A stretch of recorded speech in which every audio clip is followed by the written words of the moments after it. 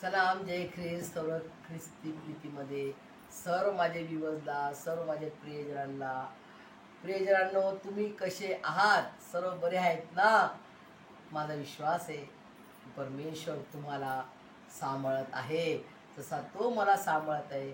तो तुमच्या संगती आहे. तुम्ही पण बरे आहात. तुम्ही देवाचा धन्यवाद करते, त्याची स्तुती, त्याची आराधना करते. प्रियजनांनो, आजचं सुंदरसं शॉर्ट व्हिडिओ बनवला एकदम मी, आणि एकदम शॉर्टमध्ये तुम्हाला सांगणार, तुमचा टाईम जास्त घेणार नाही. प्रियजनांनो, योहान सुवर्तमान याचा 3रा अध्याय आणि शेवटचे जे वचन आहेत ना, ते मी घेतलेले आहेत. प्रियजनांनो,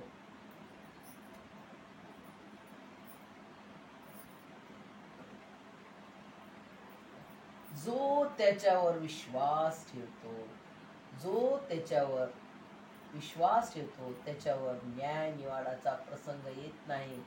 जो विश्वास ठेवत नाही त्याचा न्याय निवाडा होऊन चुकला आहे, कारण त्याने देवाच्या एकुलत्या एक पुत्राच्या नावावर विश्वास ठेवला नाही. निवाडा हाच आहे की जगात निवाडा कोणता आहे? निवाडा म्हणजे काय? जजमेंट. जजमेंट काय आहे? तर जजमेंट हा आहे, प्रभू येशू मसीह म्हणतो, जगात प्रकाश आला आहे आणि मनुष्यांनी प्रकाशापेक्षा अंधाराची आवड धरली, कारण त्यांची कृत्य दुष्ट होती. कारण जो कोणी वाईट कृत्य करतो तो प्रकाशाचा द्वेष करतो आणि आपली कृत्य उघडकीस येऊ नयेत म्हणून प्रकाशाकडे येत नाही. परंतु जो सत्य आचरतो तो प्रकाशाकडे येतो, यासाठी की आपली कृत्य देवाच्या ठाई केलेली आहेत हे उघड व्हावे.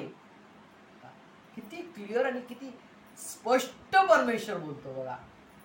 प्रभू येशू मसीह किती स्पष्ट त्याचं वचन आपल्याला समजवत आहे. प्रियजनांनो, परंतु जो सत्य आचरतो, सत्य म्हणजे काय? प्रभू येशू, मार्ग, सत्य आणि जीवन प्रभू येशू मसीह आहे.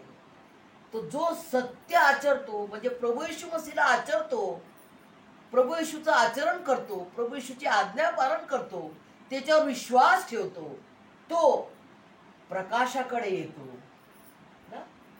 जो प्रभू येशू ख्रिस्तावर विश्वास ठेवतो तो अंधारात चालणार का? प्रियजनांनो, नाही. तो प्रकाशात चालेल, कारण प्रभू येशू ख्रिस्त प्रकाश आहे, सत्य आहे.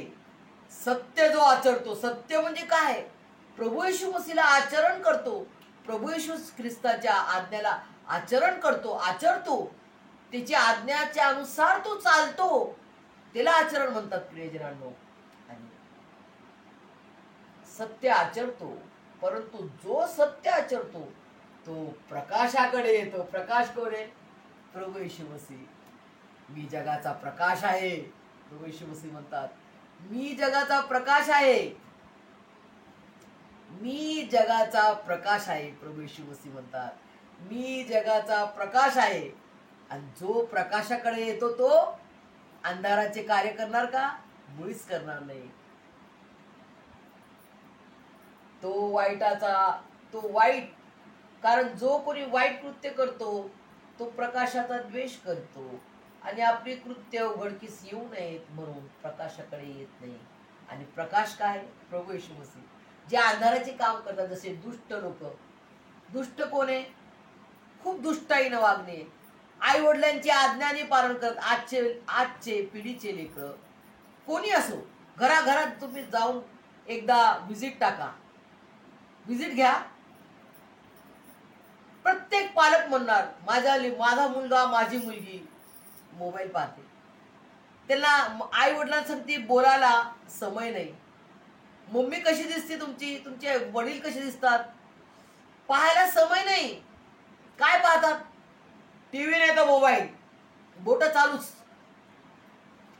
आज्ञाने पालन करणार, दुष्टाईनं वागतील, आई वडिलांचं नाही ऐकणार. ते जे दुष्ट आहे ना, दुष्ट सैतान, तो त्यांना जाळ्यात टाकतो आणि ते बरोबर त्याच्या जाळ्यात पडतात आणि त्याच ऐकतात. नाही म्हणणार, नाही मम्मी मी नाही ऐकणार, पप्पा मी नाही ऐकणार.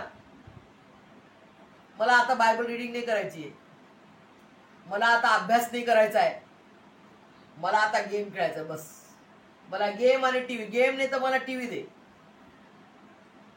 तर मी जेवणार, असा त्यांचा डिमांड असतो. म्हणजे लेकरं कुठं कोणाच्या पंजेत पडलेले आहेत आपले लेकरं? या दुष्टाच्या अंधारात. अंधाराचा जो जो अधिकारी आहे, अंधाराचा, याला अंधाराचा अधिकारी म्हणतात. अंधाराचा अधिकारी आहे तो दुष्ट अधिकारी आपल्या लेकरांना आता ओढत आहे त्याच्या दुष्टाईमध्ये आणि त्याचा गुलाम बनवतात. मग शिव्या देतात लेकरं, निंदा करतात, चुगल्या करतात, भांडण करतात, श्राप देतात. प्रत्येक घरामध्ये जाऊन तुम्ही फक्त पहा, असा कॅमेरा मी म्हणत आहे, दूरदृष्टी करून प्रत्येक घरामध्ये भांडणं, प्रत्येक घरामध्ये शिवेगाळ, मारामाऱ्या, मारतील एकमेकांना, शिव्या देतील, घाण बोलतील, श्राप देतात, तुझा नाश हो, तुझा असं हो, तुझं तसं हो. प्रियजनांनो, काय तुम्ही आणि मी त्यामध्ये आहोत का? आज प्रश्नचिन्ह आहे. का तुम्ही आणि मी यामध्ये आहोत? अजून यामध्येच आहोत का? या अंधारामध्ये आहोत का? हा जुना आदाम,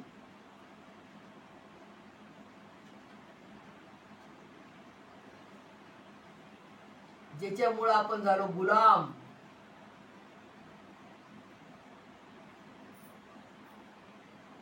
ज्याच्यामुळे आपल्याला आलं श्राप मिळाला आणि आपण गुलाम झालो. आणि आपली जी पोस्ट होती चाइल्ड ऑफ गॉड म्हणजे काय? देवापाचं लेकरू. आदाम परमेश्वराचा पुत्र होता. बायबल मध्ये वाचा, तुम्ही गहराईनं वाचा प्रियजनांनो. बायबलचं एक एक वचन किती सत्य आहे, किती खरं आहे, किती सत्य आहे, सदा के लिए. ये वचन है सारे जहां के लिए, कहानी है जो सच, सदा के लिए. गावसा ना सुपरबुक, थोडं तुमच्याकडे जर असेल स्मार्ट टीव्ही तर प्रियजनांनो मी रिक्वेस्ट करते की तुम्ही सुपरबुक म्हणून परमेश्वराचं बायबलचं वचन आहे ते तुम्ही पाहणं. भले ते कार्टून आहे लेकरांसाठी, परंतु ते कार्टूनच्या द्वारे परमेश्वराचं एक एक जिवंत वचन आपल्या जीवनात आपण कसं लागू करावं ते आपल्याला सुंदरसं मार्गदर्शन करते. सुपरबुक ख्रिश्चन बायबल म्हणून म्हणा, ख्रिश्चन बायबल सुपरबुक. ते पूर्ण येतील, पूर्ण आदामापासून, इन द बिगिनिंग पासून येणार, इंग्लिशमध्ये, हिंदीमध्ये. इतकं सुंदर वाटते प्रियजनांनो ते ऐकायला. आणि प्रियजनांनो, जेव्हा आपण हे आदामाच्या द्वारे आपण गुलामात झालो आणि गुलामामुळे आपण जी पोस्ट होती आपली, परमेश्वराने आपल्याला ही पोस्ट दिली, चाइल्ड ऑफ गॉड म्हणून तिने आपल्याला बनवलं. गुलाम, नोकर म्हणून नाही बनवलं, दास म्हणून नाही बनवलं आपल्याला, दूत पण नाही बनवलं आपल्याला, दूत नाही बनवलं त्यांनी आपल्याला. तिचं लेकरू, तू माझा लेकरू आहे, तू माझा पुत्र आहेस, तू माझी पुत्री आहेस, तू माझी कन्या आहेस, तू माझा लेकरू आहे, अशा रीतीनं त्यांनी तुम्हाला आणि मला बनवले. प्रियजनांनो, जेव्हा आपण बघा नवीन जन्मतो बाळ, ते आपण काय म्हणतो, अरे आता सेम बापासारखा दिसतो, अरे मायासारखे दिसतो. परमेश्वराने तुम्हाला आणि मला तसं बनवलं. त्याच्या प्रतिरूपाचा तो कसा दिसतो तसा त्याने तुम्हाला आणि मला बनवलं. प्रियजनांनो, हे का नाही? किती अद्भुत असा तो महान आणि अद्भुत त्रेक एक परमेश्वर आपला. प्रियजनांनो, तिने आपल्याला त्याचं लेकरू म्हणून बनवलं, परंतु हे आपण गमवलं या दुष्टामुळे. हे दुष्टाच्या बंधनात आलो, त्याचं ऐकलं आणि आपण त्याचे गुलाम झालो आणि या गुलामात आपण राहिलो. आणि या गुलामामध्ये आपण मरू नये, आपला नाश होऊ नये, यासाठी प्रभू येशू मसीहला एवढं मोठं बलिदान द्यावं लागलं. प्रियजनांनो, एवढं मोठं बलिदान त्याला द्यावं लागलं आणि त्या बलिदानाच्या द्वारे त्यांनी जी प्रीतीची ज्योत, प्रीतीचा प्रकाश जो कोणत्याच प्रकाशासमोर, जो त्याच्या प्रीतीच्या प्रकाशापुढे कोणताच प्रकाश टिकू शकत नाही, असा तो लखलखीत प्रीतीचा प्रकाश त्यांनी माझ्यावर आणि तुमच्यावर पाडलेला आहे प्रियजनांनो. त्याच्या प्रीतीच्या प्रकाशापुढे कोणता सारी शत्रू म्हणजे कोण आहे? आपला दुष्ट सैतान.